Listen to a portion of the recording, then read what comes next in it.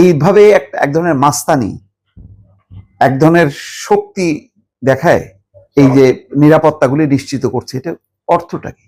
এটা হয় কোনোদিন? একটা স্বাধীন সার্বভৌম দেশের সঙ্গে আলোচনা হবে, তারপরে মত বিনিময় হবে, বিভিন্ন পক্ষকে যুক্ত করবে, তারপর না চুক্তি হবে।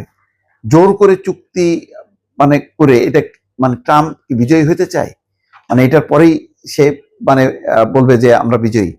আর সবচেয়ে বড় কথা হলো, মার্কিন ভাইস প্রেসিডেন্ট 21 ঘন্টা আলোচনা করলো জেডি ভ্যান্স, এখানে কোনো নিরাপত্তার শঙ্কা দেখা যায়নি। তাহলে তিনি আসতে পারবেন না কেন? তার জেডি ভ্যান্সও আসার দরকার নেই, তার নিচের পর্যায়ের কর্মকর্তাদেরকে পাঠানো হবে এবং তাদের সঙ্গে চুক্তি করতে হবে। এমনও কি বিষয়টা যে পাকিস্তানে যে মার্কিন রাষ্ট্রদূত বা হাই কমিশনার নিযুক্ত আছেন, তিনি থাকবেন এবং তার কাছে যে দস্তখত দিয়ে আসবে? এই পর্যায়ে ফেলে দেয়া, এটা তো মনে হচ্ছে যাতে এই আলোচনাটা ভণ্ডুল হয়। ইরান কি এত ক্ষুদ্র এবং একটা শক্তিহীন দেশ যে তাকে ধমক দেবে?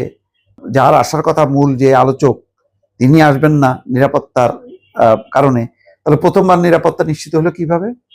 প্রথমবার এমন কি নিরাপত্তার পরিস্থিতি হইল যেখানে জেডি ভ্যান্স প্রথমবার আসতে পারলো আর এখন আসতে পারবে না? পাকিস্তান কার জন্য হুমকি? আর যদি সেখানে নিরাপত্তা সংখ্যায় দেখা দেয়, তাহলে ইসলামাবাদ কেন? এই কূটনীতি বা এই আলোচনা দুতিয়ালির সঙ্গে তো আরো 2-3টা দেশ যুক্ত, তার মধ্যে অন্যতম হচ্ছে তুরস্ক। তাহলে ইস্তাম্বুলে হইতে পারতো, ইস্তাম্বুলে বৈঠক হলে তাহলে সেটা সিকিউর হইতো। এমনকি ইরানকে বলতে পারতো যে ঠিক আছে, ওকে, ওয়াশিংটনেই আসো, সেই প্রস্তাবও তো দেওয়া হয়নি। তাহলে ইসলামাবাদে জেডি ভ্যান্স যাবে না নিরাপত্তার কারণে। আবার ইরানকে বলা হচ্ছে শান্তি চুক্তিতে আসার জন্য, এটাই শেষ সুযোগ। ট্রাম্প এই যে একতরফা হুমকি ধামকি দিচ্ছে, তো মাসুদ পেজেশকিয়ান, যিনি প্রেসিডেন্ট ইরানের, তিনি তো বলছেন যে ইরানের পারমাণবিক কর্মসূচি করতে দেওয়া হবে না, এটা বলার অধিকার ডোনাল্ড ট্রাম্পকে কে দিয়েছে? এটা কি জাতিসংঘ দিয়েছে? এটা কি বহুপাক্ষিক আলোচনায় কেউ কি দিয়েছে? দেয়নি তো। এবং এই কথাবার্তার বলার অর্থটা কি জানেন? অর্থটা হলো আলোচনাটা যাতে শুরু হওয়ার আগে ভেঙে যায় এবং বিশ্বকে দেখাইতে পারে যে ইরান আসলে আলোচনা চায় না, সেই কারণে আমরা আবার হামলা চালাইলাম। এমনিতেও তারা অবরোধ করে রাখছে, সেটাও তো যুদ্ধবিরতির সময়।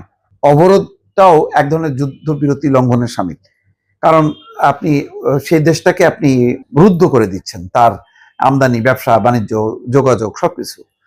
তো সেটা কি যুদ্ধবিরতি লঙ্ঘন না? যুদ্ধবিরতি কখন হয়?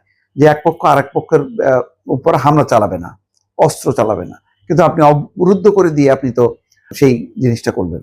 তো এখন আমেরিকা যাই করছে তার কোনো সমস্যা নেই, কিন্তু অন্যরা করতে গেলেই সমস্যা, এবং জোর করে চুক্তিতে স্বাক্ষর করতে হবে। আর স্বাক্ষর না করলে ইরানের সেতু, বিদ্যুৎ কেন্দ্র উড়াই দেওয়া হবে। এটা এক ধরনের বর্তমান বিশ্বে এক আধুনিক একটা মাস্তানতন্ত্র বা সন্ত্রাসতন্ত্র স্থাপন করছে ডোনাল্ড ট্রাম্প।